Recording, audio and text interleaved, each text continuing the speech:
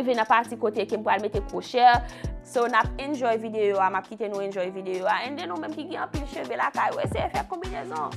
Ki gen pil brèche cheve la kay, ou ese fè kombinezon. Soti avek yon bagay ki seksi, soti avek yon bagay ki relax, yon bagay ki bel, yon bagay ki wap enjoy guys, yon bagay ki ap vreman fantastique, extraordinaire, ti moun. So, allez essayer vidéo à la caille. N'importe moun capable de faire, vraiment simple, pas compliqué. So, guys, allez essayer vidéo à, allez essayer coupe ça, allez essayer style coiffer ça à la caille, nous, et then la vie bon une nouvelle là.